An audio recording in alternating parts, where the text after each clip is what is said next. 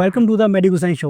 मैं हूं आपका दोस्त और इस शो का host Medi Gusai, powered by एम क्रोशिया। कैब ड्राइवर्स का एक ही सवाल, गलती नहीं तो चालान किस बात का। आज है हमारे साथ मैं विक्रम सिंह पुंडीर हूँ और tri city cab driver welfare association Chandigarh registered का मैं प्रधान हूँ।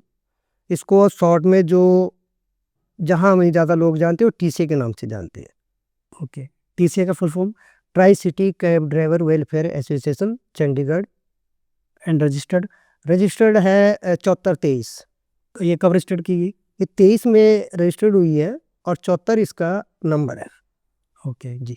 टीसीए के जो पीछे बैक हिस्ट्री है उसके बारे में कुछ बताना चाहेंगे अपना, कि आप पहले डायरेक्ट प्रेसिडेंट बने या उससे पहले की जो जर्नी है आपकी वो क्या थी?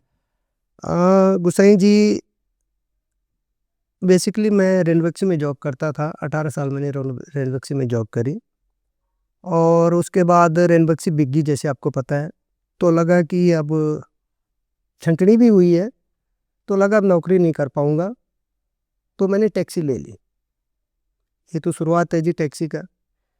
ये जर्नी कब स्टार्ट की टैक्स? हाँ, मैंने 19 लास्ट या 20 में शुरू करी थी ये। ये लॉकडाउन के टाइम पे आई थी? हाँ, लगभग, है ना जी। तो ठीक है, एक नॉर्मल चल रहा था, मैं कुछ जानता नहीं था इनके बारे में, यहाँ क्या चल रहा है। एक बार हादसा हुआ कि चंडीगढ़ में एक दिन में एमबीआई जो एसटी ऑफिस होता है उसका एक एमबीआई होता है, इंस्पेक्टर, कहीं उसको आरटीओ भी बोलते हैं, तो उसने 53 चालान कर दिए गाड़ियों के एक दिन में। अब हमारे बहुत सारे ड्राइवर भाई सेक्टर 17 में इकट्ठे हुए और मेरा कोई जानने वाला था पुराना, उसने मुझे बुलाया कि वो जानता था कि मैं कैसा आदमी हूँ समाज में। उसने मुझे बुलाई, जैसी बात है आप भी आइए। तो मैं वहाँ पीछे बैठा देखता रहा। अब होता क्या है, समाज में हर कोई ना बोलना चाहता, सुनना कोई नहीं चाहता। तो वहाँ पर एक तरफ से भगदड़ का माहौल था, कोई कुछ बोले कोई कुछ बोले। फिर मैं पीछे से उठा, आगे आया तो अपनी बात रखी। तो मैं अपने ड्राइवर भाइयों का धन्यवाद करता हूँ, उन्होंने देखा कि एक मैच्योर पर्सन है, उम्रदराज आदमी, उन्होंने मेरी बात को सुना और समझा और ये लड़ाई तब से शुरू हुई। वहीं पर हमने इसका एक व्हाट्सएप ग्रुप बनाया था, और ये 24 फरवरी 2022 की बात है। तो उस टाइम जब एक प्रॉपर एक प्रोग्राम ऑर्गेनाइज किया गया इस चीज़ के लिए, तो उस टाइम पे भी कोई प्रेसिडेंट थे उस टाइम पे उस ग्रुप के, कि रैंडमली कोई भी आके स्पीच दे सकता था? नहीं, प्रेसिडेंट कोई नहीं था, लेकिन एक बताया जा रहा था कि कोई सोमवीर जी थे हरियाणा से, बोलते थे हम पंचकुला के प्रधान हैं, वो कर रहे थे कोशिश, मतलब संचालन। हाँ, कोशिश कर रहे थे उनको हैंडल करने का। तो उसके बाद हमने इसको प्रॉपर हैंडल करा और टीसीए का जन्म हुआ। टीसीए से आप क्या समझते हैं? टीसीए जो हमारा मकसद था जी, ट्राई सिटी, मतलब हम इसको चंडीगढ़ पंचकुला मोहाली जो ट्राई सिटी हम नाम देते हैं, इसके ड्राइवर भाइयों को इसमें संगठित करना था और उनके हक हकूक़ की जो आवाज़ उठानी थी वो उठाई भी, और बहुत सारे ऐसे काम करके भी दिखाए जो शायद आज तक किसी ने नहीं किया। आप थोड़ा बताएंगे? हाँ, तो गुसैन जी मैं आपको बता दूं, शायद आपने सुना होगा कि चंडीगढ़ में एक कोई बाहर स्टेट की गाड़ी आती थी, चाहे वो पंजाब हरियाणा के, हालांकि पंजाब हरियाणा की राजधानी चंडीगढ़, लेकिन सच्चाई ये है, अगर यहाँ पंजाब हरियाणा की पीली प्लेट नंबर गाड़ी आ जाती थी या किसी भी स्टेट की अगर यहाँ चंडीगढ़ में गाड़ी एंट्री करती थी, कमर्शियल व्हीकल पीली प्लेट जिसको हम साधारण भाषा में जानते हैं, है ना, तो चंडीगढ़ की ट्रैफिक पुलिस मेरे ख्याल से हमारे देश की सबसे एक्टिव पुलिसों में मैं मानता हूँ। और कुछ साल पहले यहाँ पर एक एमबीआई, बहुत ही मशहूर नाम हुआ था उनका, नाम लेने में मुझे झिझक नहीं, अब तो बेचारे रिटायर हो गए, डोगरा जी कहते थे उनको। तो खास करके उनका एक तरफ से बड़ा डर था कि कोई स्टेट की गाड़ी आके उसको बोलती थी जी टैक्स दिखाओ, टैक्स दिखाओ, बेचारे के पास होता नहीं था। रीज़न है, बहुत बड़ा रीज़न है कि भैया चंडीगढ़ आज तारीख होगी है जी 20-21 तारीख है मेरे ख्याल से, दिसंबर के 21 तारीख। आज 2025 में हम है। आज तक चंडीगढ़ का कोई टैक्स है ही नहीं। आज तक चंडीगढ़ का कोई टैक्स नहीं है। तुम टैक्स के नाम पर अदर स्टेट गाड़ियों का रोकते थे, तंग करते थे, है ना। एक तो हमने से निजात दिलाई। इसका क्या सोल्यूशन क्या हाँ, निकाला है? इसका सोल्यूशन आएगा कि जो हम चलान की बात कर रहे थे, जो 53 चलान हुए थे ना, जब उस रिगार्डिंग हम कंटिन्यू एसटी ऑफिस के साथ इस पर वार्तालाप करते रहे। ये ऑफिस किस चीज़ में डील करता है? ST state transport authority, okay. जो जिसको दूसरे स्टेट में आरटीओ के नाम से जाना जाता है ना, उसको चंडीगढ़ में एसटीए बोलते हैं, स्टेट ट्रांसपोर्ट अथॉरिटी। तो उनके अफसरों के उस टाइम के एसटीएस साहब थे कुलजीत सिंह जी, कुलजीत सिंह माई जी। तो उनसे हमारा वो किस पोस्ट पे थे वहाँ पे? उसको बोलते हैं स्टेट ट्रांसपोर्ट अथॉरिटी का जो सेक्रेटरी एसटीए, सेक्रेटरी एसटीए बोलते हैं। और साथ में उनका दूसरा पद उनके पास एडीसी चंडीगढ़ भी था उस टाइम, ठीक है जी। तो उनसे मिले, काफ़ी बात हुई, लेकिन नहीं सुनी गई, सोल्यूशन नहीं निकला। हाँ नहीं निकला। कहाँ पर बात जाकर फंस रही थी? फंस ये रही थी कि वो अपने अफसरों को बुलाते थे, क्योंकि मोस्टली जो एसटीए होता है चंडीगढ़ का, उसको एडिशनल दिया जाता है। यहाँ पर प्रॉपर सेक्रेटरी कोई है ही नहीं आज तक। तो वो आते थे कभी कभी ऑफिस में, तो अफसरों को बोलते थे, अफसर कल किताब पढ़ा के दिखा देते थे, जी ऐसा ऐसा है। आप ये कहना चाहते हैं वो नॉन सीरियस थे इस मैटर को लेके, ये कह सकते? आज भी है, आज भी? आज भी है। आज भी उनके पास कोई ऐसा फुल टाइम एसटीए तो है नहीं। अभी अमित कुमार साहब है जो बहुत ही नाइस अफसर है। और अगर जो ये मैं केस जो मैं कर रहा था आपसे बात, ये अमित कुमार जी उसमें सबसे बड़े उनका रोल है बड़ा, जिसके कारण मैं केस जीता। 3 केस जीता मैं उसमें। और ये बहुत बड़ी अचीवमेंट है हम ड्राइवर भाइयों की। वो 3 केस थे जी। एक तो था चंडीगढ़ एंट्री टैक्स के नाम पर, जो भी बिल्कुल ही नाजायज़ था। दूसरा था इसमें ऑल ओवर की फीस के नाम पर। ये बहुत बड़ी बात है हमारे ड्राइवर भाइयों के लिए, और इसमें मैं थैंक यू करूँगा मौजूदा है सेक्रेटरी एसटी अमित कुमार जी का, जो आज भी है। उनके कारण वो ऑल ओवर के नाम पर जो चलान होते थे चंडीगढ़, आपको जानकर हैरानी होगी, चंडीगढ़ ने लाइसेंस दिया ऑल ओवर को कि आप जी यहाँ गाड़ी चलाओगे, लेकिन हरियाणा और पंजाब नंबर गाड़ी चंडीगढ़ में पिक एंड ड्रॉप नहीं कर सकती थी। हाँ, ये इशू था वहाँ पे अभी। हाँ जी। उसका रीज़न ये था कि जब ऑल ओवर आई तो उन्होंने जो भी अपना एग्रीगेटरी पॉलिसी ली, उसमें ये रखा था कि चंडीगढ़ नंबर गाड़ी के लिए फ्री रहेगा, कोई फीस नहीं रहेगी। और अदर स्टेट जैसे हरियाणा और पंजाब, क्योंकि जो चंडीगढ़ है वो हरियाणा और पंजाब का है, ठीक है जी। तो पंजाब कैपिटल है, तो उनका मतलब ये तो है, उनसे अलग तो हो ही नहीं सकता, पेरेंट हो गया ना। हाँ। तो हरियाणा और पंजाब नंबर जो गाड़ियाँ आती थी उसका 300 रुपये पर महीना ऑल ओवर कंपनी एसटीए को देती थी। लेकिन बीच में क्या हुआ, जो सभी डिपार्टमेंटों में होता ही है, मैं इसको ये अंडर द टेबल तो नहीं बोलूँगा, लेकिन पॉलिसी बना दी गई, बदल दी गई। जो बेसिक पॉलिसी थी, बेसिक पॉलिसी क्या थी? बेसिक पॉलिसी ये थी कि हम ऑल ओवर में इतनी गाड़ियाँ लगाएंगे, और पर गाड़ी का आपको चंडीगढ़ नंबर छोड़ के सिर्फ तीन गाड़ियाँ लग सकती थी। एक चंडीगढ़ नंबर, एक पंजाब नंबर, एक हरियाणा नंबर। चंडीगढ़ नंबर गाड़ी से कोई फीस नहीं लिया जाएगा। हरियाणा और पंजाब नंबर गाड़ी से 300 रुपये पर महीना लिया जाएगा। उसका क्या प्रोसेस होता था? ऑलरेडी ऑल ओवर जो गाड़ी उसमें रजिस्टर्ड होती थी, एक तरफ से एसटीए पास उसका लिस्ट जाती थी, ये गाड़ी हमारे पास है, जो कि आज के टाइम पर नहीं है।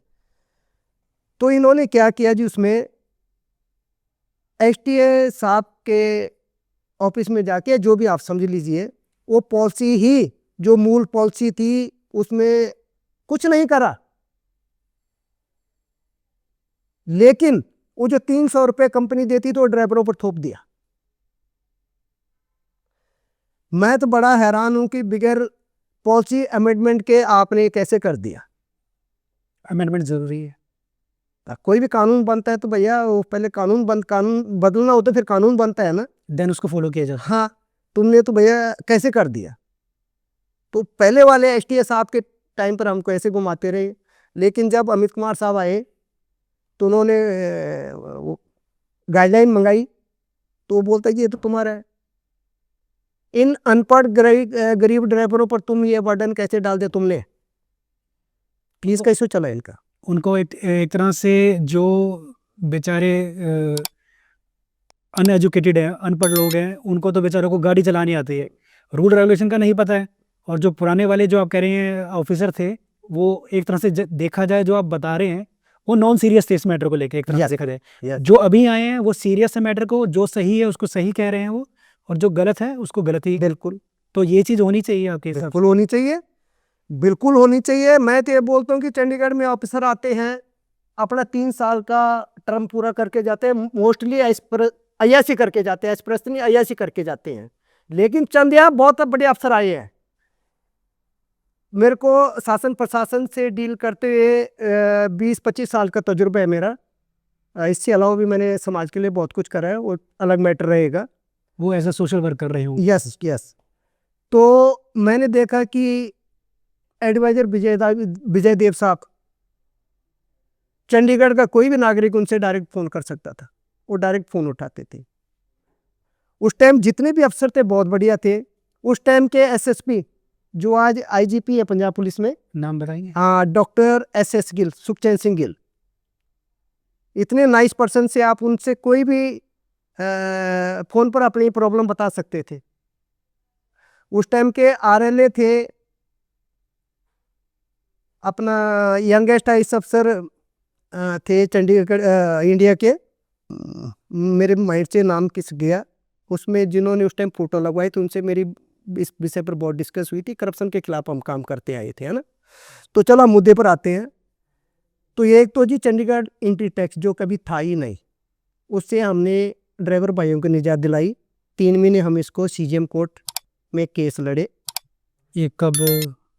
हाँ, ये सेस में लेके प्रोसेस आप मैंने बोला ना 24 फरवरी 2022 से जो चलान हुए थे उसी चलानों के अगेंस्ट।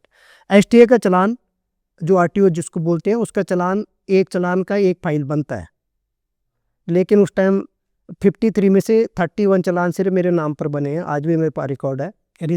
रीज़न ये था कि 53 जो लोग आए थे जिनके चलान हुए थे उनमें से 31 लोग ही मेरे तक पहुंचे,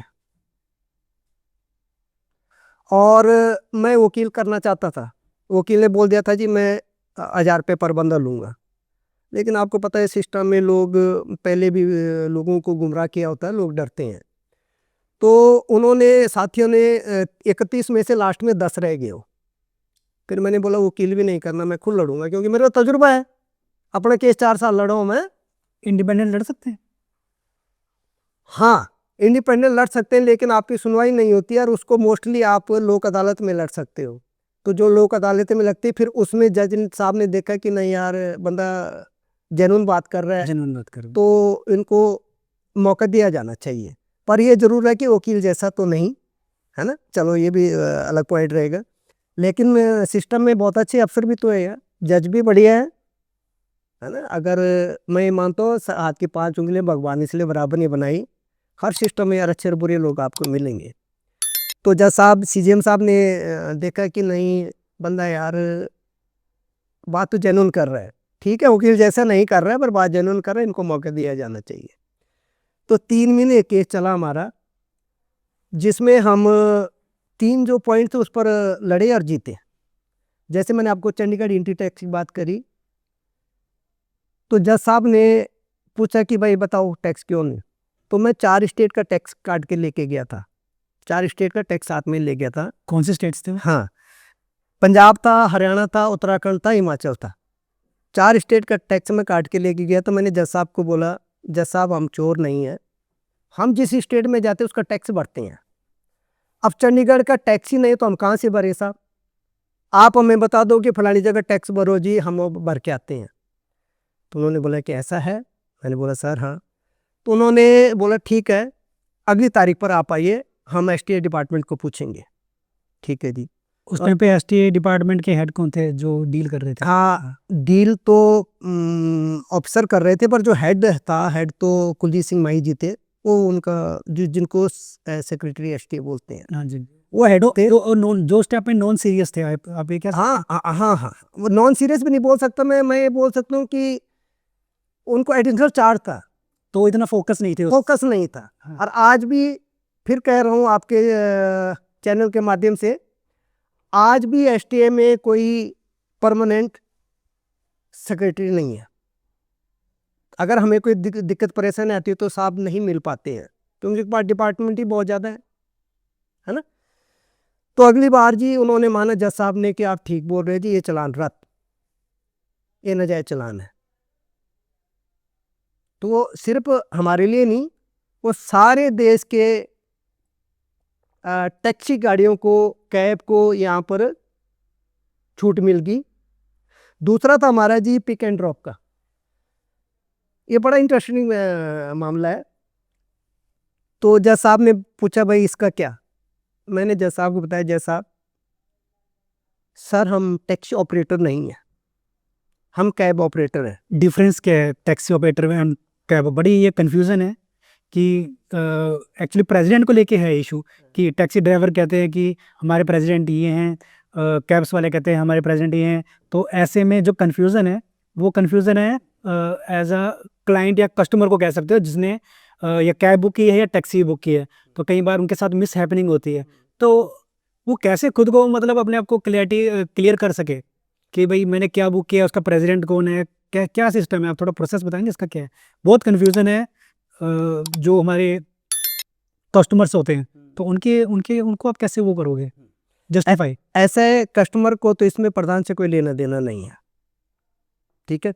लेकिन आपने एक सवाल पूछा, जैसे जज साहब ने बोला, जज साहब ने पूछा कि ये कैब और टैक्सी क्या होता है ना। आप भी शायद यही जानना चाहते हैं गुसाई जी। हाँ जी। तो ऐसे जी टैक्सी होती है, स्टैंड बड़े होते हैं, आपने देखे होंगे, वहाँ पर 5-10 गाड़ियाँ खड़ी होती हैं, है ना। वहाँ पर लिखा होता है फलाना टैक्सी स्टैंड, लिखा है ना जी। तो ये तो आपका नोन होता है या आप किसी के थ्रू उसको जानते हैं। जब आपको जाना होता है, आप फ़ोन करके गाड़ी बुला लेते हैं, वो गाड़ी आपके घर आती है और आपको जहाँ जाना वहाँ छोड़ती है। वो तो होगी टैक्सी। अब आगे बात कैब। कैब वाले वो होते हैं जी जो ऐप बेस्ड गाड़ियाँ हैं, मान लो कि जो ओला उबर टाइप ऐप में चलती हैं। कितनी ऐप्स यूज़ हो रही हैं गाड़ियों के लिए आज आज के टाइम पे ऐसे टैक्सी में? ऐसे जो लोकल चलने वाले तो 4 है चंडीगढ़ में नाम बता। फिलहाल। ओला उबर है, इन ड्राइवर है, रैपिडो है। लेकिन अगर हम आउट स्टेशन की बात करेंगे तो पता नहीं कितनी ऐपें चल रही हैं, और इनमें सबसे गलत ऐप है जो, वो है बला। वो बिल्कुल इलीगल है और उससे बचना चाहिए। पर मैं अभी 3 केस की बात करूंगा आपसे। तो मैंने बोला जज साहब, जो पिक एंड ड्रॉप का जो चालान किए गए हैं वो बिल्कुल गलत है। उन्होंने बोला कैसे? मैंने बोला सर कि ओला उबर के पास जो लाइसेंस है वो पिक एंड ड्रॉप का ही है। मान लो कि आप टैक्सी बुलाते हो स्टैंड से, तो आपके घर आएगी और जहां आपने जाना है वो जाएगी। लेकिन अगर आप ओला उबर के माध्यम से, जो हम कैब ऑपरेटर हैं, फिर कह रहा हूँ टैक्सी और कैब में ये फ़र्क है, ध्यान दीजिएगा आप। तो जो हम कैब ऑपरेटर हैं, ये एक तरफ से आपके लिए हम थर्ड पार्टी है। मतलब आपने तो ऐप पर बुक करा, वो ओला के पास गया, वो बोले, ओला ने हमें ड्यूटी असाइन करी, लेकिन वो लोकेशन के माध्यम से, जहाँ पर लोकेशन ख़त्म होएगी वहाँ से हमने आपको पिक करना है, जहाँ ख़त्म होएगी वहाँ पर हमने आपको ड्रॉप करना है। तो इसका लाइसेंस इस चीज़ के लिए है। जज साहब ने बोला बिल्कुल ठीक बोल रहे जी, ये भी नाजायज है जी, कट। 2 केस जीत गए जी हम। अब तीसरी बात करती है ओला उबर की फीस की। तो उसमें मैं फिर कहूँगा कि हमारा जो मौजूदा जो सेक्रेटरी साहब हैं, अमित कुमार जी, इनके पास जब हमने मीटिंग करी तो ऊर्जावान हैं, कुछ करना चाहते हैं। लास्ट मीटिंग कब? मैं लास्ट मीटिंग तो ये अलग मुद्दे बहुत सारे चलते रहे, अभी तो सिर्फ इस पर बात करूंगा मैं। हाँ जी। तो जी एसटीए साहब ने पहले हमारी बात को सुना, सारी जो प्रॉब्लम ध्यान से सुनी, फिर अपने अफसरों को बोला जी कंपनी वालों को बुलाओ। उस टाइम सिर्फ 2 कंपनी के पास लाइसेंस थे, ये इसके नाम हाँ, ओला और उबर। ये इन ड्राइवर एंड इन ड्राइवर उस टाइम चल रही थी, लेकिन इलीगल थी। रैपिडो तब टैक्सी स्टार्ट ही नहीं होती। कैब प्रोवाइड नहीं करते थे। अभी के टाइम पे 4 के 4 प्रॉपर लाइसेंस के थ्रू चल रही हैं। हाँ, अभी चारों के पास लाइसेंस है। तो अगली मीटिंग में उन्होंने ओला और उबर से मैनेजर आ गए उनके, तो वहाँ पर एसडी साहब ने पूछा भाई हाँ, वो बोलते जिनका बनता है। उन्होंने अपने अफसरों को बोला लेके आओ, जो इनकी गाइडलाइन है वो लेके आओ। उसमें साफ लिखा था कि ये 300 रुपये पे जो एग्रीगेटर करेगा। तो साहब ने पूछा कि एग्रीगेटर कौन है, आप हो कि ये है? कहने जी हम है। फिर तुमने पे करना, तुमने ड्राइवर से कैसे पे करवा रहे हो? इनका फीस था कुछ 3-4 करोड़ रुपए पेंडिंग पड़ा, जिसके लिए हमारा चलान होता था कि हम इनकी फीस नहीं भर रहे हैं। हाँ मैंने ये हाँ, जबकि गड़बड़ घोटाले इनका ही था। मैं फिर कह रहा हूँ कि वो कानून जो बना ही नहीं था, उसमें तुम कैसे ड्राइवरों से ले रहे थे? समझ पा रहे हैं? समझ गया। पर वो अफसर इस बात को समझा, उसने बोला कि नहीं ऐसे करो, ये तुम्हारा बनता है, 15 दिन के अंदर मेरी फीस जमा करो, नहीं मैं तुम्हारा लाइसेंस रद्द करता हूँ। इन्होंने फीस और उसका नोटिस निकाल दिया। वो नोटिस यहाँ पर एक पिक एंड ड्रॉप और रोल ओवर की फीस का केस जीतने में मेरे काम आया। चंडीगढ़ इंट्री टैक्स तो था ही नहीं, तो ये गलत कर रहे थे। रेफरेंस पे रेफरेंस हाँ, चीजें वक्त हाँ, थी। तो जज साहब ने इस बात को माना और वो तीसरा भी हम वहाँ पर केस जीते। तो एक तरह से जो पिछले काफी मुद्दे थे वो वन बाय वन जो जो बड़े थे, जिनके लिए कमाल है यार। मेरी राजधानी चंडीगढ़, मैं पंजाब नंबर मेरी गाड़ी, इसके पास हरियाणा नंबर की गाड़ी, हम अपनी राजधानी में नहीं आ सकते हैं क्या? तुम टैक्स हो तो मांगो ना, तो टैक्स तो लागू करो। सही। पहले रूल बनाओ तब फॉलो करो ना। विदाउट रूल के आप चीजें किसी पे थोप रहे हैं, वो चीज तो टोटली अनफेयर हो गया ना। बिल्कुल। तो ये 3 केस जो है, मुझे लगता है कि बहुत बड़ी राहत मिली हमारे ड्राइवर भाइयों को। और समय समय पर हमने बहुत सारे ऐसे इस कम्युनिटी वेलफेयर के लिए काम करा है। जहाँ पर आप टैक्सी और उसकी बात कर रहे थे कैब की, उसमें मैं एक बात और जोड़ दूं कि हिट एंड रन का काला कानून जो पास करा था सरकार ने, हाँ जी। इन कामों में जो अलग अलग प्रावधान की बात हो रही थी, तो ऐसे कानूनों में हम सभी इकट्ठे होते हैं। उसका हमने बड़ा प्रोटेस्ट किया और वो वापस भी हुआ। तो इसमें हम ये नहीं देखते कि टैक्सी यूनियन का प्रधान है या कैब यूनियन का प्रधान है। अभी आप बोल रहे थे कि प्रधान प्रधान मतलब कितने प्रधान है, कैसे प्रधान है ना? तो मैं आप कंफ्यूजन एक्चुअली ड्राइवर्स को नहीं है। जो मेन इशू है कस्टमर्स का। वो कैसे आइडेंटिफाई करेंगे? देखिए, अगर मैं कहीं पे वर्क करता हूँ, उस एरिया में 2 लोग वर्क कर रहे हैं, तो उनको तो आपस में पता है ये यहाँ पे वर्क कर रहे हैं, बट अननोन जो तीसरा इंसान आएगा उसके लिए कंफ्यूजन है ना। वो कैसे जस्टिफाई कर पाएगा कि ये वाला सही है, ये वाला सही है? तो वो कस्टमर्स को थोड़ा नहीं नहीं नहीं नहीं नहीं सर गुसाई साहब, आप इस बात समझ, इस पे गलत सही वाली बात ही नहीं है। ये तो बिल्कुल क्लियर हो गया। जिसको आप फोन करके बुलाओगे वो टैक्सी वो टैक्सी है ना? और जिसको आप ऐप से बुक करोगे वो कैब है। ओके। गाड़ी तो एक ही है, बस उसको प्रोसेस करने का तरीका अलग है। हाँ। जो टैक्सी जिसको आप डायरेक्ट बुला के लेके जाते हो, मान लो मैं कैब चला रहा हूँ, आप आज मेरे साथ कैब में बैठे और आपके मेरे अच्छे रिलेशन बन गए, तो कल आप मेरे को डायरेक्ट फोन करके बुला सकते हो। तो उस टाइम मैं टैक्सी हो गया, उस टाइम मैं टैक्सी ऑपरेटर हो गया। हाँ जी। अगर आप ऐप के थ्रू बुला रहे थे, क्या मैं कैब ऑपरेटर हूँ? भाई इतना ही फर्क है। प्रधानों से उनको कोई लेना देना नहीं है, किसी भी, मुझे लगता है कि आपको भी नहीं, है ना? पब्लिक को, कस्टमर्स को सिर्फ ये चाहिए, वो जहाँ से पिक कर रहे, जहाँ से भी वो गाड़ी का अपना पिक कर रही है गाड़ी और जहाँ ड्रॉप कर रही है, बस वो सेफ जाए। कस्टमर्स को सिर्फ इतना ही चाहिए, बाकी इसके अलावा तीसरा उसका कोई इशू नहीं है। चंडीगढ़ में सबसे ज़्यादा जो कमर्शियल गाड़ी हैं उसको चलाने में जो परेशानियाँ होती हैं वो क्या आती हैं? ऐसा जी चंडीगढ़ में तो मैं समझता हूँ, चंडीगढ़ में नहीं, मैं ऑल ओवर इंडिया जाता हूँ, मुझे पता है। इसमें सबसे बड़ी दिक्कत हमें ये है कि हमें हर जगह डबल चार्ज देना पड़ता है। मान लो पार्किंग में हम गाड़ी लगाएंगे तो चंडीगढ़ में 12 रुपये प्राइवेट गाड़ी है और हमसे 28 रुपये लिए जाते हैं। तो मैंने प्रशासन को लिख के भी दिया था कि भैया मुझे हॉस्पिटल जाना होता है, मुझे मार्केट में अपने बच्चों के सामान के लिए जाना होता है, तो मेरे पास गाड़ी तो एक है, उसको मैं पर्सनल भी यूज़ करूँ। हाँ, तो क्या मैं इस देश का नागरिक नहीं हूँ? तो इस करके, या उसमें मैंने ये बात भी मेंशन करी थी, क्या ये जो पीली प्लेट गाड़ियाँ हैं, टैक्सियाँ हैं, क्या ये पाकिस्तानी लोग आते हैं इनमें, क्या इन पर डबल चार्ज क्यों? और बीइंग ए ह्यूमन, हम देखा जाए तो मेरे अपने पर्सनल काम भी तो हो सकते हैं, तो मैं उसका डबल चार्ज क्यों करूँ? एक तो ये है। दूसरा, चंडीगढ़ की बात में फिर कहूँगा, सिर्फ चंडीगढ़ नहीं है ये, हमें तमाम प्रकार के जैसे इंश्योरेंस है वो डबल देनी पड़ती है। अगर आपकी 12,000 की इंश्योरेंस है तो हमें 30,000 की पड़ती है कमर्शियल में। हमारे डॉक्यूमेंट रिन्यू होते हैं, हर स्टेट का हमें टैक्स भरना पड़ता है। तो कमर्शियल गाड़ियाँ चलाने में दिक्कत है चंडीगढ़ में, ऑल ओवर इंडिया में। आपको क्या लगता है कि जो ड्राइवरों के जो चालान होते हैं यहाँ पे चंडीगढ़ में, ट्राई सिटी में, वो काफ़ी सख्त है? आप क्या कहना चाहेंगे इस बारे में? ऐसा है जी, यकीनन जो चंडीगढ़ पुलिस है वो चलानिंग पुलिस के नाम से ज़्यादा जानी जाती है। वजह?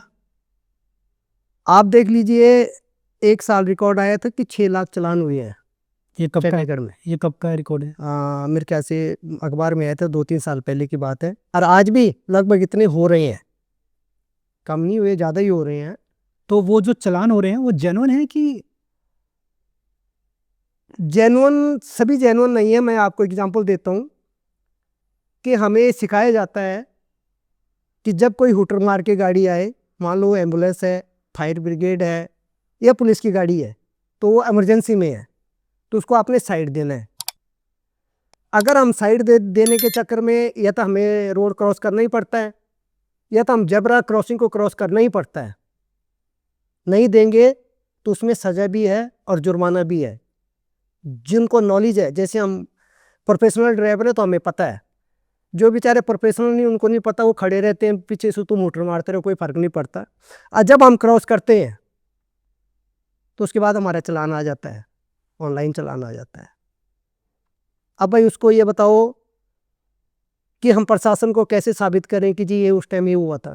तो ये प्रशासन को खुद देखना चाहिए कि इमरजेंसी गाड़ी को साइड दिया है और हमें बताया भी गया कि आपने साइड देना है।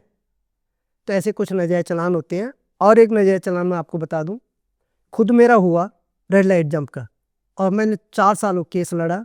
रीज़न क्या था?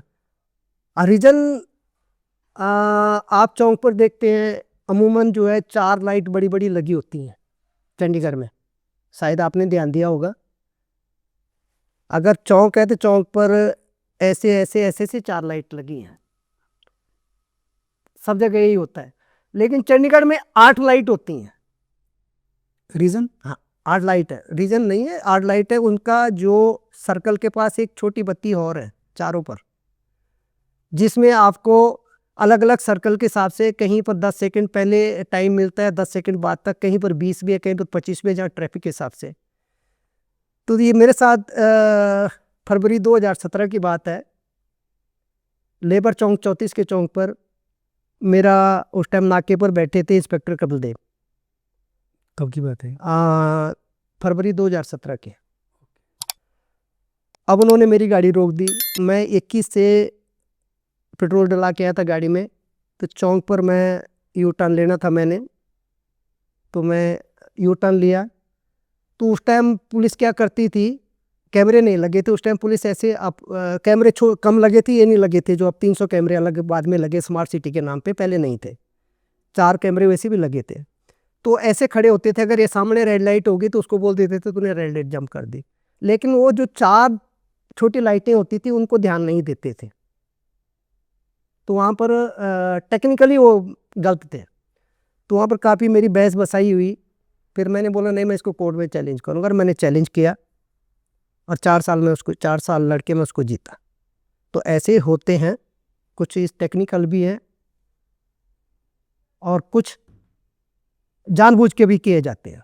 क्या कभी ऐसा हुआ है कि पार्किंग ना मिलने की वजह से चालान हो रहे हैं? क्योंकि मोस्टली मैंने देखा है चंडीगढ़ में या ट्राई सिटी में कहीं पे भी जो हमारे कैब ड्राइवर्स हैं वो पिक एंड ड्रॉप की सर्विस जो करते हैं, उसके बाद वहाँ पे उनको पार्किंग की बड़ी समस्या आती है। इस वजह से कई बार ऐसा होता है उनका चालान भी हो जाता है। तो आप इससे क्या समझते हैं? हाँ जी, बिल्कुल होते हैं। अब हम सुखना लेक पे चले जाए, रॉक गार्डन चले जाए या सेक्टर 22 में चले जाए, शास्त्री मार्केट में, 3 जगहों पर चालान होते हैं। कुछ जायज़ होते हैं, कुछ नाजायज़ होते हैं। जैसे कि हाँ, नाजायज़ ऐसे होते हैं कि जैसे मैंने बताया सुखना लेक, रॉक गार्डन या शास्त्री मार्केट, और भी जगह होंगी, ये 3 जगह मैं आपको मेंशन कर रहा हूँ। अब जो हम कैब चलाने वाले लोग हैं, जब कोई बुकिंग आती है तो हमें उसका 7 मिनट वेट करना पड़ता है। तो 7 मिनट हमें वहाँ पर खड़ा होना पड़ेगा लोकेशन पर, और हमें पिक एंड ड्रॉप के लिए इन्होंने जगह नहीं दी है। तो इस केस में पुलिस वाले हमारा चालान कर देते हैं, जो कि नाजायज़ है। इसमें मैं एक बात और आपसे शेयर करना चाहूँगा कि लगभग 2 साल पहले होम कम ट्रांसपोर्ट सेक्रेटरी श्री नितिन यादव जी थे। पार्किंग के लिए हमारी उनसे बात हुई थी। उन्होंने तमाम ऑफिसर्स को बुलाया था, जिसमें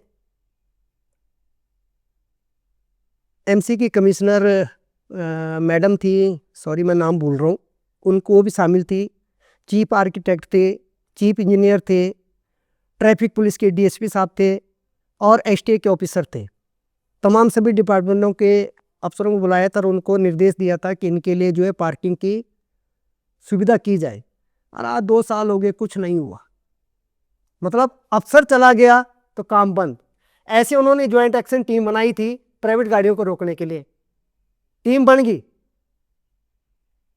व्हाट्सएप ग्रुप में आज भी है, लेकिन वो एक्टिव नहीं है। अफसर जाते हैं, इनके कानून भी बदल जाते हैं। तो ये एक तरह से देखा जाए तो इसका हाँ, ड्रॉबैक है। बिल्कुल जी। अब तुमने पार्किंग के लिए बोला, वे करो, हमारे तुम चालान करो, वे पिक एंड ड्रॉप का लाइसेंस है। हमारा पिक एंड ड्रॉप के लिए 2 जगह, सुखना लेकर रॉक गार्डन के बीच में इतनी एक इन्होंने पट्टी लगा रखी, वाइट, पूरी जगह खाली है। हमें वहाँ पर 10-10 मिनट का टाइम दे दो, क्या दिक्कत है वहाँ पे। शास्त्री मार्केट में हमें पिक एंड ड्रॉप का पॉइंट दे दो। शास्त्री मार्केट कहाँ पे है? 22 में, चंडीगढ़ 22 में शास्त्री में। सेक्टर 22 में। वहाँ पे क्या डीलिंग होती है? वहाँ पर शास्त्री मार्केट जाने के लिए हम किरण सिनेमा के पास, सॉरी किरण है सिनेमा, किरण ही है, किरण सिनेमा, उसके पास हम ड्रॉप करते हैं। हमारे पास कोई लोकेशन नहीं, क्योंकि अंदर शास्त्री मार्केट में तो हम जा नहीं सकते। तो वहाँ पर जो है हमारे कभी कभी चालान होते हैं। बाहर की जो गाड़ियाँ आती हैं जो चंडीगढ़ सिटी में, ट्राई सिटी में आती हैं, तो उन पे ज़्यादा रोक टोक की जाती है। इससे क्या प्रॉब्लम्स जो ड्राइवर्स हैं, कैब ड्राइवर्स हैं, क्या प्रॉब्लम्स फेस करते हैं? ऐसा है जी, गुसाई जी, मैं फिर बता दूं, ये बात सिर्फ चंडीगढ़ की नहीं है। आप किसी भी स्टेट में चले जाओ, किसी भी स्टेट में, पता नहीं सिस्टम ऐसा बना हुआ है कि वो सोचते हैं पाकिस्तान से आ गया, टूट के पड़ते हैं। तो सिर्फ चंडीगढ़ की दिक्कत नहीं, वो सारे देश की दिक्कत है। तो इसका सोल्यूशन क्या हो सकता है? सलूशन तो मैं ये बोलता हूँ जी, आप बाहर की गाड़ी देख के मत रोकिए। आज का सब कुछ ऑनलाइन सिस्टम है, आप देख सकते हैं, उसके डॉक्यूमेंट पूरे हैं। जैसे पहले फिजिकल चालान होते थे जिसमें कैमरास का कोई रोल नहीं होता था, कहीं पे भी पुलिस वाले रोक कर चालान कर देते थे, वो जायज़ होते थे, नाजायज़ होते थे, वो तो चलो अलग इशू है। बट आजकल के टाइम पे सीसीटीवी कैमरास लग गए हैं जिसके थ्रू ऑनलाइन चालान हो रहे हैं। तो आप इससे क्या समझते हैं? ये जो ओला उबर जो गाड़ियाँ, कमर्शियल गाड़ियाँ चल रही हैं, उनको इसका फ़ायदा है कि नुकसान है? ऐसे है जी, पहले तो इसमें ओला उबर की बात ही नहीं है। मैं ये मानता हूँ, जो फिजिकली चालान होते थे उसमें हमारे पुलिस जवानों से आर्गुमेंट हो जाती थी, और उनके पास एक कॉलम और था मिसबिहेवियर का, वो डाल देते थे, जो कि बिल्कुल गलत होता था। तो वो ज़्यादा नुकसान था। अब सीसीटीवी कैमरे से जो चालान होते हैं उसमें इन चीज़ों से हम बच जाते हैं। जिसने रूल ब्रेक करा उसका चालान होगा, लेकिन सीसीटीवी कैमरे में हमें कुछ खामियां भी नज़र आती हैं। कुछ बहुत सारे चालान हमारे आगे हैं बहुत ड्राइवरों के, कुछ हमने छुटवाए भी हैं ईमेल करके, कि गाड़ी वो कहीं वहाँ गई ही नहीं, उसका चालान आ गया। एक करनाल का मसला है, एक यूपी का मसला है, और हिमाचल के तो बहुत हो रही हैं। ऐसे कैसे हो सकता है? हाँ, उसका जहाँ तक मैं समझ पाता हूँ कि हो सकता है कि कुछ नंबर प्लेट में कुछ हेर फेर करते होंगे लोग। और यहाँ पर हमारा एक भाई है, हमारा टीसीए मेंबर है, अभी कनाडा गया हुआ, 6 महीने बाद आएगा। उसके घर में गाड़ी है, उसका भी चालान आ गया, और उसकी कंप्लेंट हमने एसएसपी चंडीगढ़ को भी दी है और मोहाली आरटीओ डिपार्टमेंट को भी दी है। क्या वो पॉसिबल? बाकी मैंने आपको बता दिया, करनाल का भी हमने ईमेल से सॉर्ट आउट करवा दिया, यूपी का करवा दिया, हिमाचल के चल रहे हैं। जी, आप कह रहे हैं कि आपके एक टीम मेंबर है जो ऑलरेडी कनाडा में जा रखे हैं और उनका चालान हो गया, जबकि उनकी गाड़ी घर में खड़ी। घर में पड़ी है। तो ये एक तरह से देखा जाए तो ये काफ़ी अनफेयर सा हो गया, अनफेयर ही है ही ये। तो ये चीज़ें अगर बाई चांस अभी हो रही हैं तो आगे जाके भी हो सकती हैं, तो इसके बारे में मुझे लगता है कि ये तो एक क्रिमिनल केस बनता है। यस, एक्चुअली बंदा बाहर है, अगर उसका किसी ने कुछ मिस हैपनिंग कर दी, बेचारा तो ऐसे खामोखा फंस जाएगा, एग्जैक्टली। है ना। तो इस पर हमारे जो कैमरे से चालान करने वाला सिस्टम है, उसको इस पर देखना है। दूसरा, कैमरे का चालान का नुकसान हमें ये है कि हमें ये सिखाया गया है, हमारी ट्रेनिंग में शामिल है, कि इमरजेंसी सर्विसेज की गाड़ियां जैसे एम्बुलेंस हो गया, फायर ब्रिगेड हो गया, या पुलिस की गाड़ी होगी जो हुटर मार के आ रही है, उसको आपने रास्ता देना है। लेकिन चंडीगढ़ पुलिस का इतना खौफ है कि हमारे रूल पता होने के बाद भी बहुत सारे लोग हमारा जेब्रा क्रॉसिंग क्रॉस नहीं करते हैं या लाइट को जंप नहीं करते हैं। अगर कुछ लोग कर भी देते तो उनका चालान आता है। एग्जाम्पल 2 चालान मेरे पास हैं। हालांकि ट्रैफिक की जो इस टाइम देख रही हैं मैडम डॉक्टर परवेश, 23 में उन्होंने हमें बताया जी आप एक एप्लीकेशन लिख के हमारे पास ले आइए, हम उनको माफ़ करा देंगे। पर 2 चालान मेरे सामने पता नहीं कितने हुए होंगे। तो इस पर भी मुझे लगता है कि प्रशासन को खुद देखना चाहिए कि अगर इमरजेंसी सर्विसेज को साइड दी गई है तो उसका चालान होना ही नहीं चाहिए, है ना। अगर वो ऑटोमेटिक भी हुए हैं, पहले तो मैनुअली होते होंगे, मेरे को पता नहीं है, पर ऑटोमेटिक भी हुए हैं तो उस पर देखना चाहिए कि ऐसा क्या हुआ कि बाकी गाड़ियाँ खड़ी है और ये चलेगी। उनके बाद तो रिकॉर्डिंग है, वो चालान होना ही नहीं चाहिए। जैसे चालान होते हैं, पार्किंग फीस देते हैं, फ्यूल्स का जो भी पैसा लगता है एक ड्राइवर का, तो एंड ऑफ द डे जो ड्राइवर्स हैं उनको बचता क्या है? क्या उनकी फैमिली सर्वाइव कर पाएगी? आप इससे क्या समझते हैं? यहाँ पर वैसे शब्द बोलने नहीं चाहिए, लेकिन मैं बोल दूं, बाबा जी का ठुल्लू, कुछ नहीं बचता में। जैसे कि मैं आपको बता चुका हूँ कि 19 लास्ट या 20 शुरुआत में मैंने काम शुरू किया था, उस टाइम 45 रुपीज़ CNG पर किलो लीटर थी। आज 92 है। और उस टाइम हमारे 28 से 30 रुपये पर किलोमीटर था, आज 10 रुपये है, जो कि हमारे फ्यूल के साथ हमारे बढ़ने चाहिए थे। ऊपर से हमें बर्डन डाल दिए गए नाजायज़ चलानों के। नाजायज़ मैं इसलिए बोलता हूँ, उसमें आपने वर्दी मेंशन कर दी है। कमाल करते हो यार। मैं 12 लाख की मेरी गाड़ी है, मैं गाड़ी का मालिक हूँ, कौन सा मैं गवर्नमेंट एम्प्लॉई हूँ जो मुझे वर्दी पहननी है? वर्दी नहीं होनी चाहिए आपका, एक फॉर्मल यूनिफॉर्म, मतलब एक फॉर्मल ड्रेस होनी चाहिए, अच्छी पैंट कमीज होनी चाहिए। अब मैंने ये पहना हुआ है, अब मैं क्या ये गलत है क्या? मैं ये मानता हूँ कि कच्छे बनियान में जो चलते हैं वो नहीं होना चाहिए। ऑफिशियली होना चाहिए कुछ भी हाँ ड्रेसअप। हाँ, तो ये तो हम गवर्नमेंट एम्प्लॉय नहीं है, एक हमें ड्रेस नहीं मिलती है ना, ड्रेस का धोने का हमें अलाउंस मिलता है। आप हम पर क्यों थोप रहे हो भाई? मैं ड्राइवर नहीं हूँ, मैं बिजनेसमैन हूँ भाई। मेरी अपनी गाड़ी है, मैं खुद उसको ड्राइव कर रहा हूँ, तो एज अ हम हाँ, बिजनेसमैन ही उसको खुद को इसके अलावा हम प्राइवेट गाड़ी के मुकाबले, जैसे मैंने आपको बताया कि हर चीज़ डबल दे रहे हैं। पार्किंग 12 रुपये की जगह हम 28 रुपये दे रहे हैं। इंश्योरेंस हम आपसे डबल नहीं ट्रिपल दे रहे हैं। हर स्टेट का हम टैक्स दे रहे हैं, और तकरीबन हर डॉक्यूमेंट हमारा साल में रिन्यू होता है। स्टेट टैक्स हम आपको अलग से दे रहे हैं। तो भैया इतने टैक्स तो हम आपको पहले दे रहे हैं, क्या आप एक वर्दी, और वर्दी कौन सी होनी चाहिए, हर स्टेट की अलग है भाई, वो सिलाई हम क्या, ये गलत है। दूसरी बात है कि मोस्टली मैं सफारी सूट पहन के चलता हूँ और भी मेरे ड्राइवर भाई सफारी सूट पहन के चलते हैं। तो आपके चैनल के माध्यम से मैं कहना चाहूँगा कि भगवान की कृपा से मुझे सफारी सूट या इसमें भी कहीं नहीं रोका गया है। नॉर्थ इंडिया में मैं सारी जगह जा चुका हूँ, मुझे कहीं नहीं रोकते हैं। हो सकता है कि मेरा उम्र देखते होंगे, है ना, तो उस लिहाज करते होंगे, कभी नहीं रोका गया मेरे को, किसी ने कुछ नहीं बोला।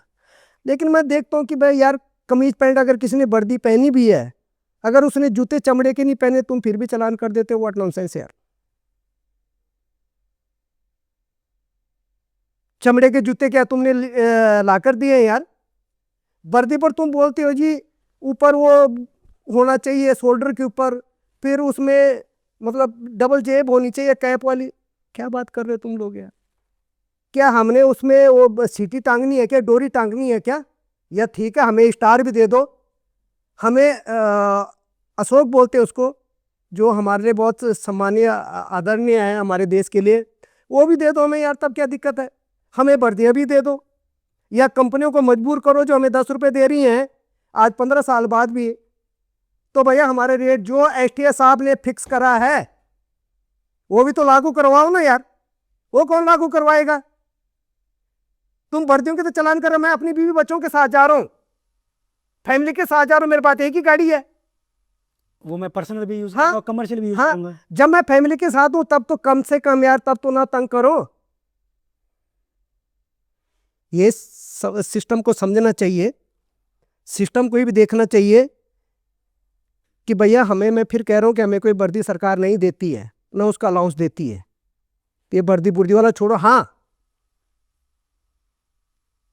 अच्छी पैंट कमीज ड्राइवर ने पहनी होनी चाहिए। मैं उसका विरोध करता हूं कि जो चप्पल में गाड़ियां चलाते हैं, जो लोअर टी शर्ट में चलाते हैं, मैं उसका विरोध करता हूं।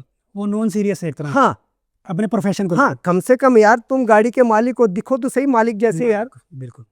ये दिखना चाहिए। आप खुद ही सर्वेंट की तरह वो अपने आप को दिखा रहे हैं, तो प्रशासन भी फिर आपको वैसी ट्रीट करेगा। हाँ, इसमें मैं चाहता हूँ प्रशासन को मैं एक मांग करता हूँ कि वर्दी के मामले में थोड़ा उनको अपना नजरिया सोचना चाहिए, और खास करके जूतों के मामले में, और जो हम फैमिली के साथ जा रहे हैं उस टाइम तो बिल्कुल छूट होनी चाहिए। आपके हिसाब से क्या जो कमर्शियल ड्राइवर्स हैं उनको कोई प्रशासन की तरफ से कोई राहत स्कीम होनी चाहिए? नहीं सॉरी, मैं उसमें आपका मेन सवाल था, उसमें आप बचा क्या रहे हो, तो सॉरी गुसाई जी, उसमें हम बचा तो मैंने बोल दिया बाबा जी को ठुल्लू रही हैं। 10 रुपये 9 रुपये 10 रुपये हमें मिल रहे हैं, जबकि चंडीगढ़ प्रशासन ने उसको 25 रुपये कर दिया है, लेकिन लागू नहीं करवाया। तो 9-10 रुपये में मैंने आपको पहले बताया कि 8 से 9 रुपये तो मेरी गाड़ी का पर किलोमीटर का खर्चा है। सॉरी मैं आपको इंटरप्ट कर रहा हूँ जी, इसमें। जी। एक्चुअली देखा जाए तो ये जो लड़ाई है ये एक कंपनी एंड प्रशासन के बीच की लड़ाई है, इसमें पिस ड्राइवर रहा है। तो क्या कुछ ऐसा हो सकता है कि प्रशासन एंड जो कंपनीज आपस में मीटिंग करें, और जो बर्डन ड्राइवर के ऊपर आ रहा है, क्योंकि सरवाइव तो जो कर रहा है वो ड्राइवर कर रहा है ना, कंपनी को भी कोई लॉस नहीं है और प्रशासन को कोई फर्क नहीं पड़ता। तो इसका जो कोई बीच का जो सोल्यूशन क्या होना चाहिए आपके हिसाब से, कि जिसके हिसाब से जो एक ड्राइवर है वो डेली रूटीन में अपना सर्वाइव कर सके, फैमिली सर्वाइव कर सके। आजकल के टाइम पे आप देखेंगे एजुकेशन महंगी है, मेडिकल फैसिलिटीज़ महंगी है, बाकी भी जो रोज़ाना के खर्चे हैं वो अलग हैं। उस बेस पर जो एक ड्राइवर है उसकी ज़िंदगी बड़ी एक नर्क की तरह हो गई है। तो ऐसा है जी, आपने एजुकेशन की बात करी, इस पर मैंने 16 साल लड़ा है और बहुत कुछ करके दिखाया, उसको अलग मैटर पे हम लगाएंगे, इस पर डिस्कस नहीं करेंगे। लेकिन मैं आपको बता दूं, मीटिंग करने की ज़रूरत नहीं, ऑलरेडी मीटिंग हो चुकी हैं। ऑलरेडी चंडीगढ़ प्रशासन हमारा रेट फिक्स कर चुका है। बस प्रशासनिक अधिकारियों जैसे हमारे मौजूदा सेक्रेटरी एसटीएस साहब हैं, इनको पहले की तरह फिर एक्टिव होना पड़ेगा, या इनको फुल चार्ज एक एसटीए यहाँ पर बनाना पड़ेगा। मैं पहले बता चुका हूँ कि फुल टाइम हमारे पास एसटीए नहीं है, एडिशनल चार्ज इनको मिले हैं, जिसके कारण अभी प्रेजेंट में कौन है? श्री अमित कुमार जी हैं। ओके, हाँ, हाँ जी। तो इन जैसे अफसरों को थोड़ा प्रशासन को, उनसे जो बड़े अधिकारी उनको खुली छूट देनी चाहिए मुझे लगता है कि कुछ अफसर ऐसे प्रशासन में हैं जो अपनी ड्यूटी को ड्यूटी समझते हैं। उनमें जो अभी अमित कुमार जी हैं और पहले बहुत सारे अफसरों का मैं जिक्र कर चुका हूँ। तो अमित कुमार जैसे अफसरों को इनको खुली छूट देनी चाहिए। वो सच में इस कम्युनिटी के लिए अपने रोल को बखूबी निभाना चाहते हैं, लेकिन पता नहीं क्या प्रशासन में क्या दिक्कतें होंगी। जो रेट हमारा तय हो चुका है वो रेट हमें दिलाया जाए ताकि हम भी सरवाइव कर सकें। मैं आपके चैनल के माध्यम से कहना चाहूँगा, आप एक लिस्ट आगे निकालेंगे तो उसमें हमारे 75 to 80% ड्राइवर ऐसे जो अपने डॉक्यूमेंट पूरे नहीं करवा पा रहे हैं। 100% ड्राइवर वो है जो कर्जे के नीचे, चाहे उसका 100 रुपये कर्जा ही हो, अगर 100 रुपये भी नहीं होगा तो उसकी सेविंग से वो खर्चा कर चुका है। ठीक है जी। हालात ये हैं, अगर उसकी गाड़ी पंचर हो गई है तो उसके पास कभी कभी पंचर लगाने के पैसे, मैं टायर डलाने की बात नहीं कर रहा हूँ, मैं पंचर लगाने की बात कर रहा हूँ। आप गाड़ियों के टायर चेक कर लीजिए, उनकी ग्रिपिंग खत्म हो चुकी है। इसके जिम्मेवार कौन है? अभी इस वक्त ट्राई सिटी में, मौजूदा ट्राई सिटी में कितने हमारे जो कैब्स के जो प्रॉपर गाड़ीज चल रही हैं वो तो आपके हिसाब से अप्रोप्रिएट, या कितने गाड़ीज इस वक्त आप कह सकते हैं कि प्रॉपर वे में चंडीगढ़ में चल रही है? ऐसा है जी, ऑन रिकॉर्ड या कुछ रिकॉर्ड तो नहीं बोल सकता मैं, लेकिन मैं आपको ये बता सकता हूँ कि ट्राई सिटी में लगभग 25,000 गाड़ियाँ चल रही हैं येलो प्लेट, और 2-2,500 चल रही हैं वाइट प्लेट, जिसमें प्रशासन कोई सख्ती नहीं कर पा रहा है। नाम का जॉइंट एक्शन टीम बना हुआ है।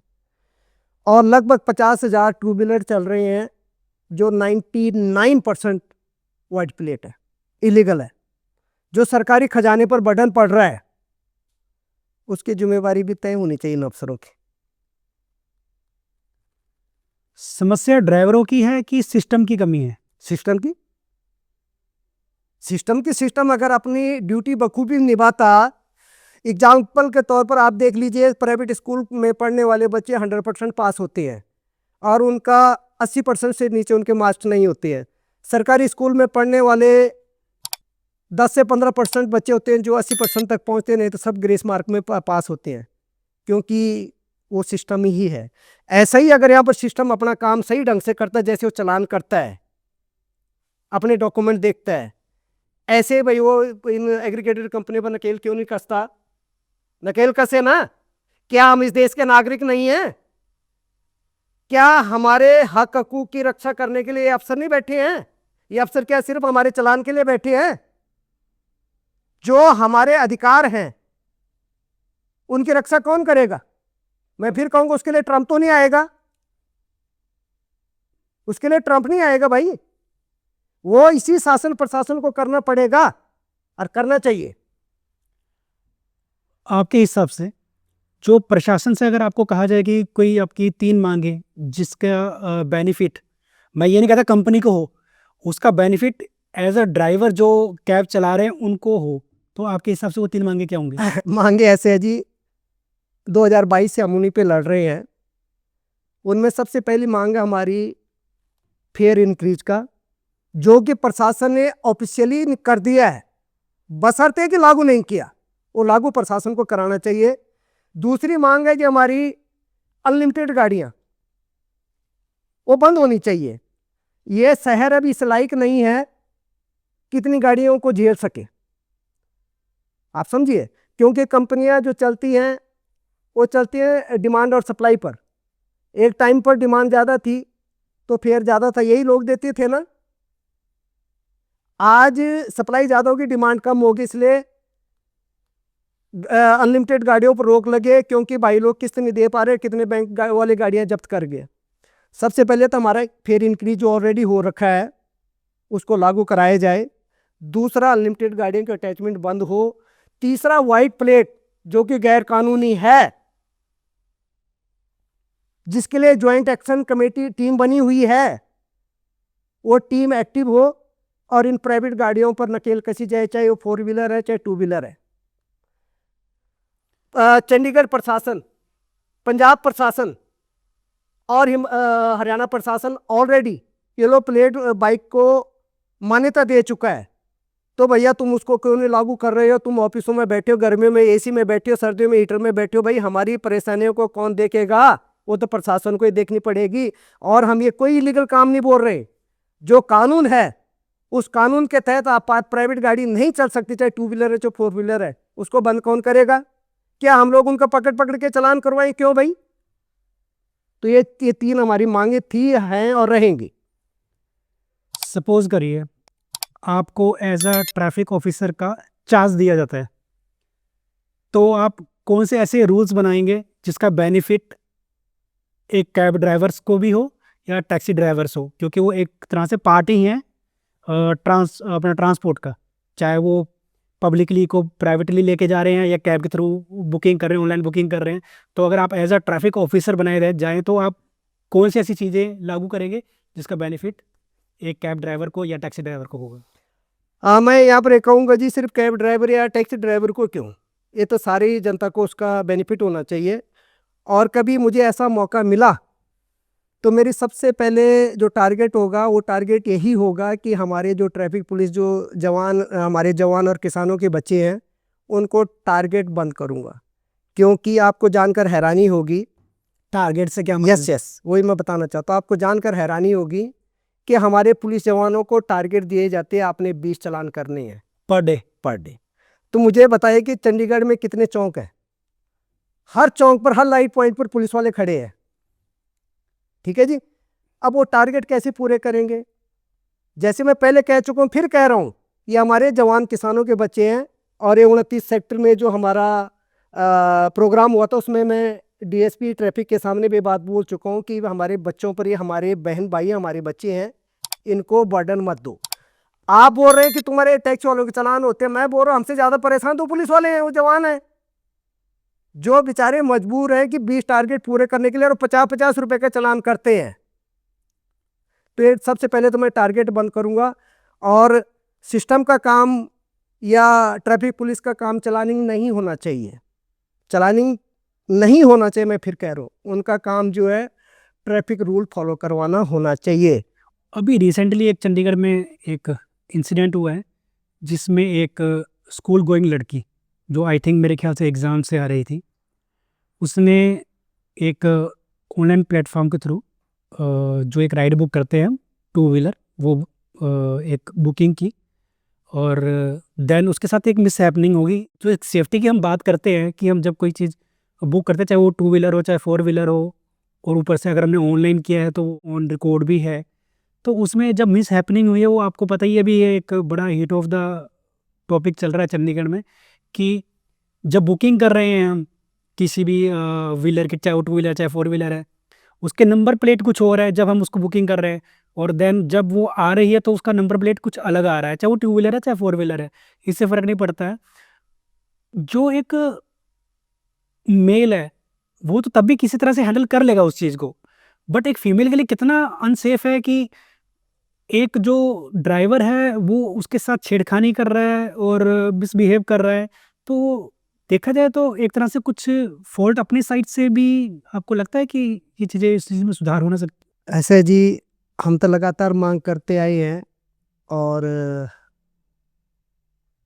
प्रिंट मीडिया और इलेक्ट्रॉनिक मीडिया के माध्यम से पब्लिक से भी अपील कर चुके हैं कि सबसे पहले तो अगर आपके पास कोई गलत नंबर प्लेट की गाड़ी आ रही है, चाहे टू व्हीलर है चाहे फोर व्हीलर है, उसको अवॉइड करें सेफ्टी रीजन से। अगर आपके पास नंबर प्लेट और आ रही है तो सेफ्टी रीजन से अवॉइड करें। कुछ केसेस ऐसे हैं, जैसे हमारी नई गाड़ी आती है तो उसको 5-6 महीने लग जाते हैं नंबर लगने में, तो तब तक वो पुरानी आईडी चलाता है। अगर टेम्परेरी नंबर गाड़ी एक फोर व्हीलर आपके पास आ रहा है तो आप उसको यूज कर सकते हैं। और अगर पीली प्लेट कोई और आ रही है तो उसको यूज मत कीजिए। ये मैं फोर व्हीलर की बात कर रहा हूँ। अब जहाँ तरह टू व्हीलर की बात, टू व्हीलर तो भाई साहब यूज करनी नहीं चाहिए। सबसे पहले तो गैर कानूनी है, क्योंकि 99% यहाँ पर वाइट प्लेट है, वो गैर कानूनी है। दूसरा, यहाँ पर हर स्टेट का टू व्हीलर चल रहा है, आप समझे बात को।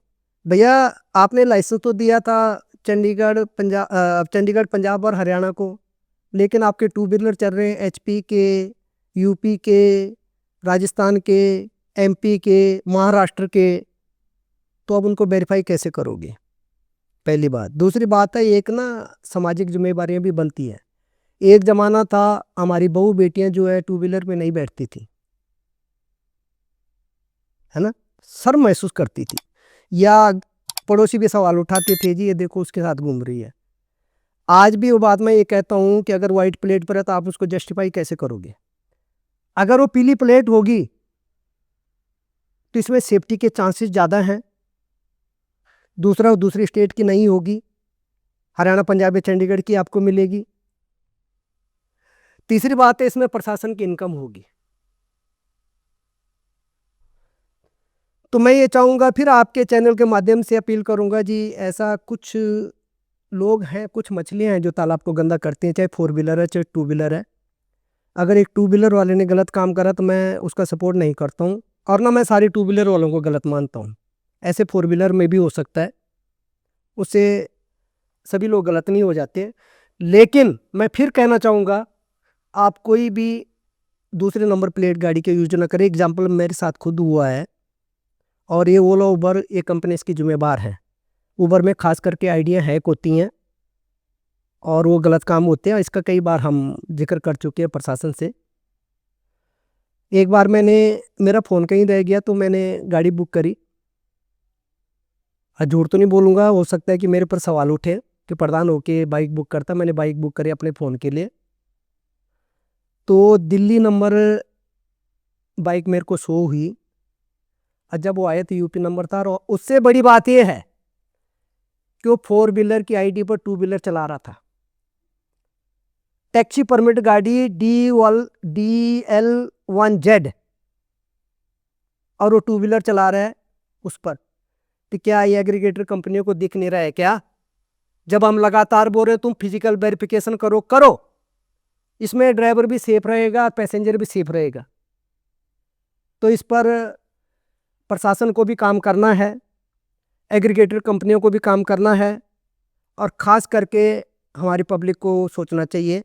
अगर वो मान लो कि कैब अफोर्ड नहीं कर सकते हैं, ख़ास करके लड़कियों केस में मैं आपको कहूँगा, तो पब्लिक ट्रांसपोर्ट का इस्तेमाल कर सकते हैं। अपनी बच्चियों को, जो हमारी बच्चियां हैं, उनको मैं नहीं चाहूँगा कि वो 2 व्हीलर में खास करके वाइट प्लेट में भेजें, या जो दूसरे नंबर प्लेट की गाड़ी भी आ रखी है उसमें बिल्कुल न भेजें हमारी बच्चियों को। अनसेफ है, बिल्कुल अनसेफ है। बला बला का एग्जाम्पल है, रोज आ रहा है, बला बला इलीगल है, क्यों उसका इस्तेमाल करते हैं? भाई 500 रुपये तुमने बला बला का देना है, तो 500 रुपये तुम वोल्वो बस में क्यों नहीं चले जाते हो? तो इस पर सजग तो सबसे पहले हमारी पब्लिक को ही होना पड़ेगा। जैसे आप बला की बात कर रहे हैं, ये ऑल ओवर इंडिया चल रहा है, और आप कह रहे हैं विदाउट लाइसेंस चल रहा है, फिर भी लोग जा रहे हैं। तो चलो, एक जो बला जो भी है कंपनी, जो भी इसको देख रही है, सुपरवाइज कर रही है, उनकी गलती तो है ही है। तो प्रशासन, आपको लगता है ना प्रशासन को इसके ऊपर स्ट्रिक्ट एक्शन लेना चाहिए? ऐसा है, उस कंपनी की गलती मैं कम मानता हूँ, मैं प्रशासन की ज़्यादा मानता हूँ, और प्रशासन कभी कभी हमारे दबाव में उन पर एक्शन लेता भी है। पहली बात तो मैं आपके चैनल के माध्यम से पब्लिक को ये अपील करता हूँ कि ये इलीगल है, और एक टाइम पर ट्रांसपोर्ट सेक्रेटरी श्री नितिन यादव जी ये प्रेस नोट निकाल चुके हैं कि सिर्फ बला बला चलाने वाले ड्राइवर ही नहीं, पैसेंजर का भी चालान होगा। अब सेफ्टी रीजन से हम देखें, जो बहुत से हादसे हमारे सामने आ चुके हैं। मान लो एक प्राइवेट गाड़ी में बला बला चल रही है,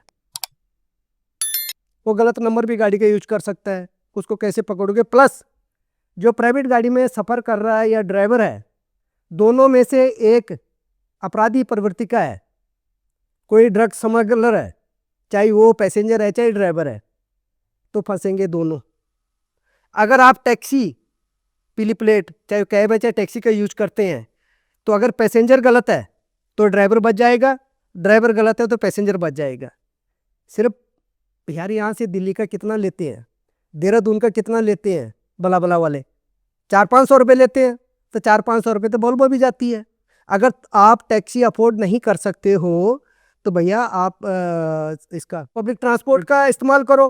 दूसरा, हमारा जो प्रशासन है चाहे देश का कहीं का भी है, भला भला टैक्सी का काम कम खा रही है, बसों का ज़्यादा खा रही है। तो जिन बसों को, सरकार की बसें हैं, उनकी हिफाजत करना भी मुझे लगता है प्रशासन का काम है। खजाने पर जो नुकसान हो रहा है खजाने का, क्यों ना इन अफसरों की तनख्वाह से काटा जाए। इनकी जवाबदेही तो बननी चाहिए ना। और बला बला बला बला, मुझे लगता है कि बला बला कुछ ऐसा शब्द है, वो अपने आप में एक बला बला, बला बला कौन सी बला आ गई है, क्यों इस्तेमाल कर रहे हो यार तुम लोग? नहीं करना चाहिए। और जिस दिन चंडीगढ़ में पकड़ी गई तो जिस बेचारे को इमरजेंसी जाना वो भी फंसेगा। फायदा क्या है?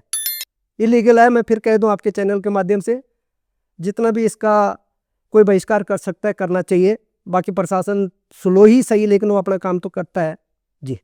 जैसे कमर्शियल ड्राइवर्स हैं, उनका शोषण हो रहा है, तो उनके वेलफेयर के लिए क्या चीज़ें आप इम्प्लीमेंट करने की सोच रहे हैं फ्यूचर के लिए? हाँ, मैं यहाँ पर ये कहना चाहूँगा, अब अधिकतर ड्राइवर रहे नहीं, बेरोजगारी के कारण इस लाइन में आए हो। उनका कोई लाइसेंस बनाने के लिए टेस्ट नहीं होता है। बहुत सी जगह चंडीगढ़ को छोड़ दिया जाए, पैसे दे के लाइसेंस बन जाता है। उनकी प्रॉपर ट्रेनिंग नहीं होती, होनी चाहिए। ड्राइवर का उनको मतलब होना चाहिए। दूसरा, ड्राइवर भाइयों से मैं अपील करता हूं कि आप ना जो जोर से बोले, बार बार बोले, मैंने देखा ना झूठ को, आप बार बार बोलो, जोर से बोलो तो लोग उसको सच मानने लग जाते हैं। उनके बहकावे में मत आइए। जो भी आपके आगे लगा है, जो जिसको आप प्रधान मानते हो, उसको ये पूछो भैया कि तूने समाज के लिए किया क्या, हमारी कम्युनिटी के लिए किया क्या है। तो जिसने कम्युनिटी के लिए किया उसके साथ लगिए। सबसे पहले तो आप ड्राइवर बनिए। ड्राइवर का ना तो कोई धर्म है, ना कोई जात है, ना कोई क्षेत्र है। ड्राइवर ही उसका धर्म है, ये वो मान ले। जिस दिन वो ये मान जाएंगे उस दिन उनका भला हो जाएगा। जिस दिन वो व्हाट्सएप ग्रुप से बाहर निकल के जमीन पर आ जाएंगे उस दिन उनका भला हो जाएगा। आज के ज़माने में कोई भी व्हाट्सएप ग्रुप बना लेता है जो अपने आप को प्रधान समझ लेता है, ऐसा नहीं है। प्रधान बनने के लिए आपकी यूनियन को रजिस्टर्ड करना पड़ता है, ठीक है, और आपको उसके लिए समय देना पड़ता है। सिर्फ, मैं फिर कह रहा हूं, जो झूठ बोलो, बार बार बोलो, जोर से बोलो, उसको मत देखिए। सच में देखिए कि किसने किया भी है कि नहीं किया आपके लिए। जब आप यूनाइट होगे तो कुछ भला हो पाएगा। नहीं तो ठीक है, शोषण तो लगातार होता ही रहेगा, कंपनियां भी करेगी, प्रशासन भी करेगा।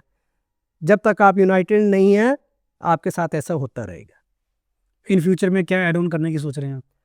नहीं, एड ऑन तो जो हमारी मांगे, जो उन मांगों पर हम काम कर रहे हैं, और हर ड्राइवर भाई तक पहुंचकर उसको बोल रहे हैं भैया ऐसे नहीं, ऐसे करना चाहिए इसमें। और मैं आपके चैनल के माध्यम से एक बात और कहना चाहता हूँ, जो हमारा युवा पीढ़ी इस तरफ आ रहा है वो बिल्कुल ना आए, क्योंकि वो अपनी किस्त तो जमा कर नहीं सकेगा, अपने डॉक्यूमेंट पूरे तो कर नहीं सकेगा। जो अपने माँ बापों की थोड़ी बहुत सेविंग है उसको भी ख़त्म करके जाएगा। इस लाइन में अब फ्यूचर है नहीं। तो जो युवा पीढ़ी है वो तो निकल जाए, जो मेरे जैसे लोग हैं वो तो कब कहीं जा ही नहीं सकते हैं। युवा पीढ़ी से हट जाए। अब आते हैं हम रैपिड राउंड क्वेश्चंस में। कुछ सवाल होंगे, उसके आप वन लाइनर आंसर दे सकते हैं जैसे आपको सूटेबल लगे। जो चंडीगढ़ है वो ड्राइवर फ्रेंडली है या चालान फ्रेंडली? दोनों। ट्रैफिक बहुत शानदार है यहाँ का, कम है, और ड्राइवर फ्रेंडली है। चलान बहुत ज़्यादा होते हैं, इसलिए वो ड्राइवर के खिलाफ है। पार्किंग नहीं मिलती तो इसमें गलती किसकी? प्रशासन। प्रशासन। सीसीटीवी चलाना आज के टाइम पे कमाई का जरिया है कि सुधार का?